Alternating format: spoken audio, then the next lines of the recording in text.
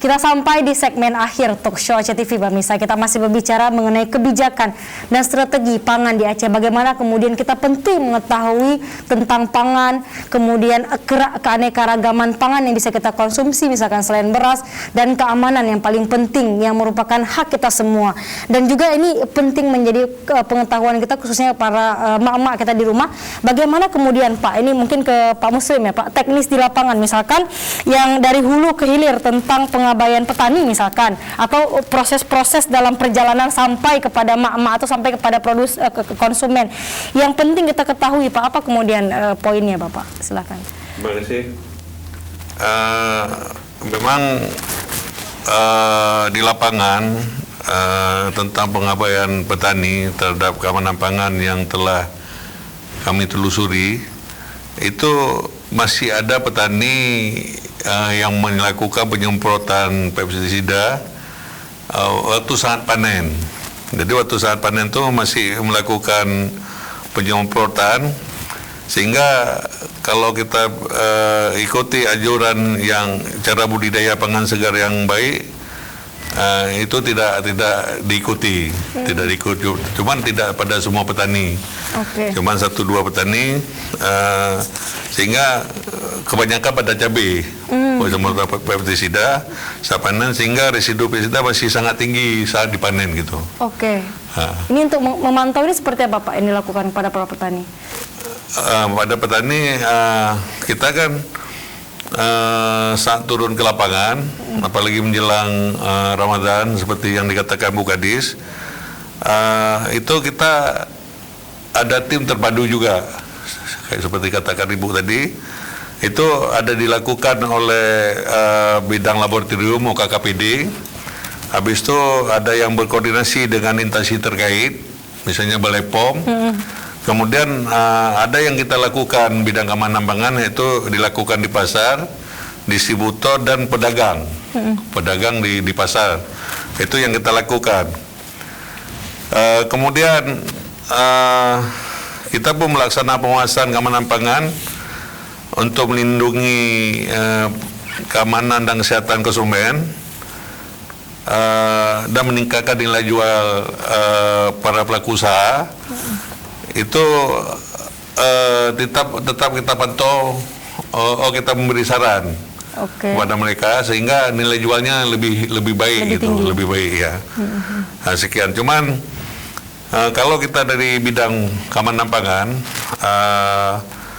itu ada beberapa hal yang telah kita lakukan dalam upaya pembinaan dan penguasaan keamanan pangan, yaitu melakukan pembinaan dan inspeksi di pasar pangan, kemudian melakukan uji residu pestisida dan alfatoksin pada sampel yang diambil.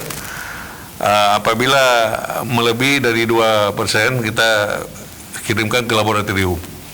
Jadi untuk awalnya kita uji test kit. Kalau misalnya melebihi 2%, itu kita kirim sampel ke laboratorium untuk menjamin keamanan daripada konsumen. Baik. Nah, itu sekian. Tantangan yang menjadi poin Pak, selama ini apa yang dihadapi untuk menjaga tetap keamanan pangan ini sampai kepada masyarakat Pak?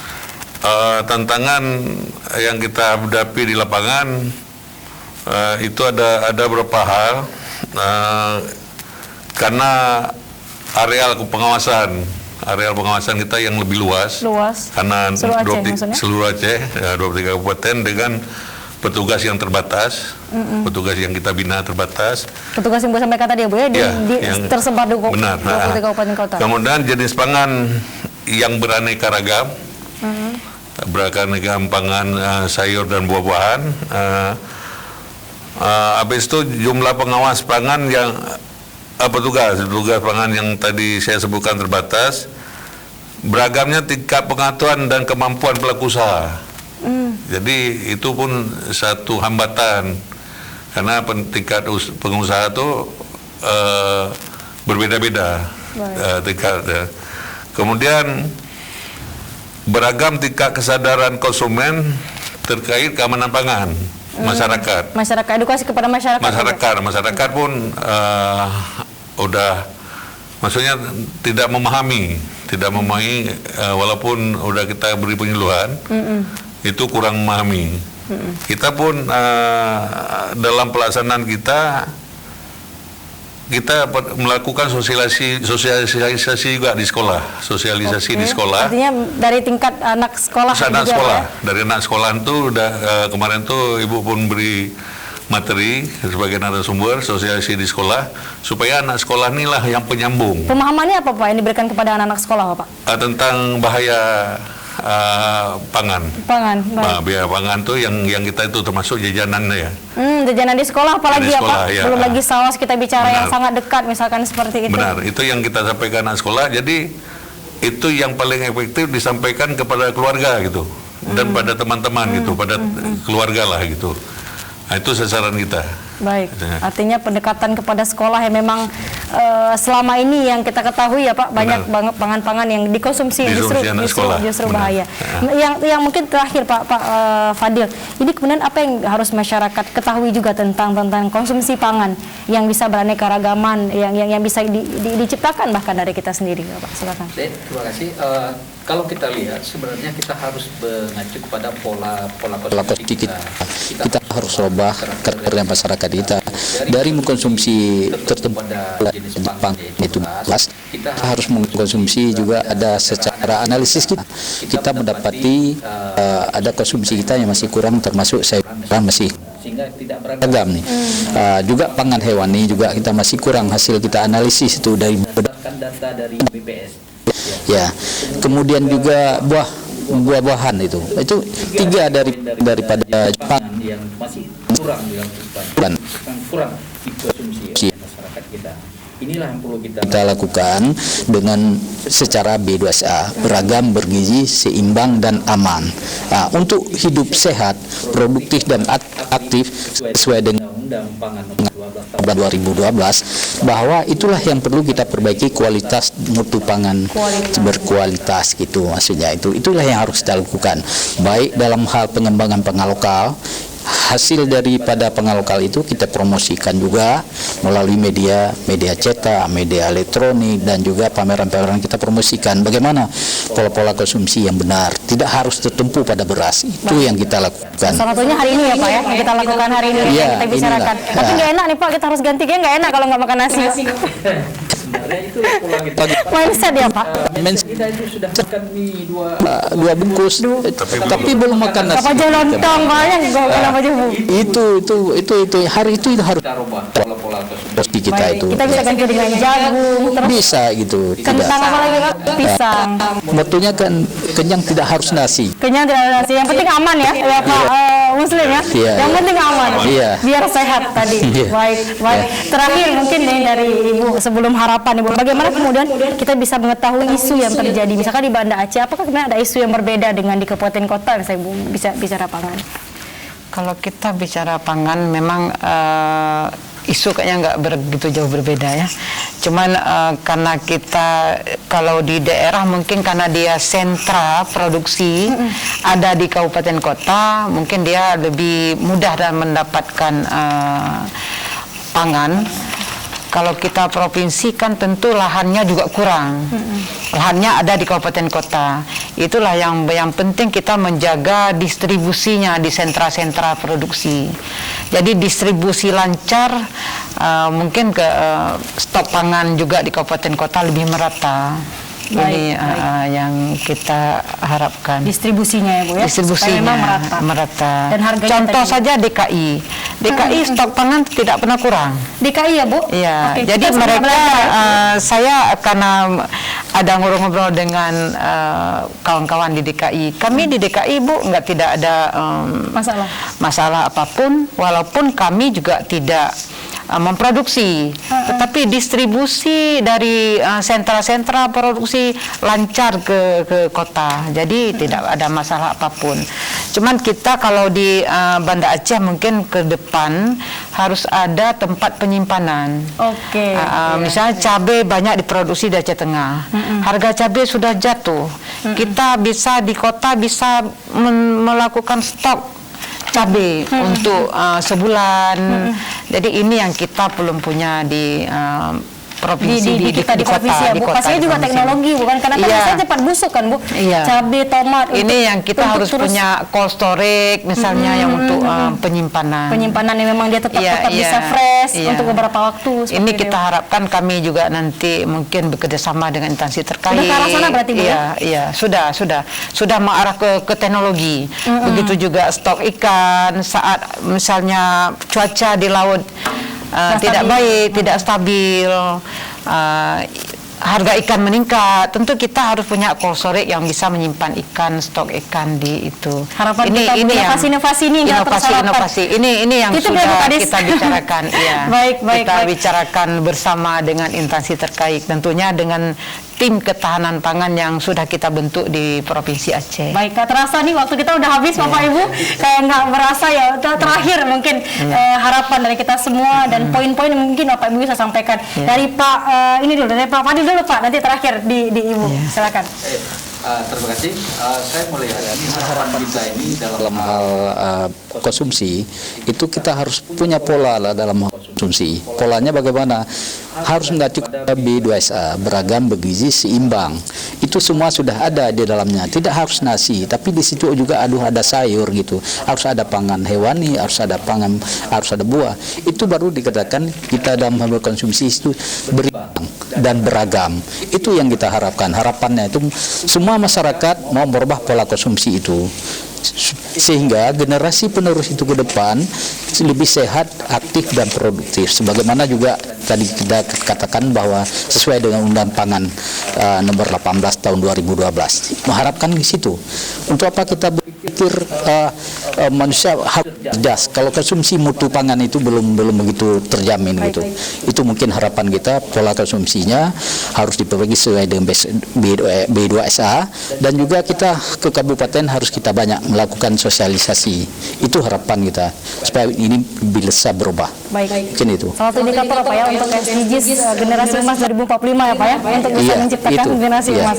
Baik, Pak M. Fadil SP, Kepala Bidang Konsumsi Pangan Dinas Pangan Aceh. Terima kasih banyak Pak untuk waktu dan sharingnya. Pak Muslim, silakan Bapak. Ya, terima kasih.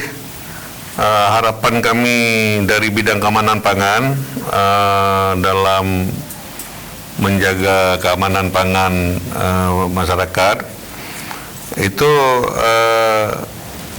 dengan adanya pembinaan dan pengawasan yang lebih ketat, kemudian melakukan inspeksi ke keamanan pangan ke pasar-pasar dan ke tempat produksi, kemudian memberikan penyuluhan keamanan pangan terhadap pelaku usaha. Jadi adalah diklat pelaku usaha dan diklat petugas yang melakukan pengawasan di lapangan gitu. Itu harapan kami. Kemudian memperbanyak data dan informasi seperti Texo hari ini, kemudian baik di radio, buletin-buletin, baliho dan leaflet banner itu kita perbanyak untuk lebih memudahkan masyarakat melihat begitu. Baik. Sekian. Mengetahui informasi yang sama Pak tentang keamanan pangan khususnya. Benar. Baik, Pak DRH Muslim, Kepala Bidang Keamanan Pangan Dinas Pangan Aceh. Terima kasih banyak Pak untuk waktu dan sharingnya. Terakhir Ibu Kadis, silakan. Yang kami harapkan untuk di Dinas Pangan, kami untuk ketersediaan stok pangan selalu terjaga. Kemudian distribusi pangan juga lancar, tidak ada hambatan apapun. Kemudian dari konsumsi pangan sebagai simpan. Jadi kita harapkan masyarakat nih mengkonsumsi pangan betul-betul beragam, bergizi, seimbang. Jangan sudah makan nasi, sudah makan ikan, tidak makan sayur, apalagi buah. Itu memang masyarakat kita tahu yang masih kurang. Jadi kalau pola pangan harapan PPH konsumsi pangan ini kalau di tingkat nasional 96, di tingkat Aceh, Provinsi Aceh masih 76 Pak Fadil, masih 76.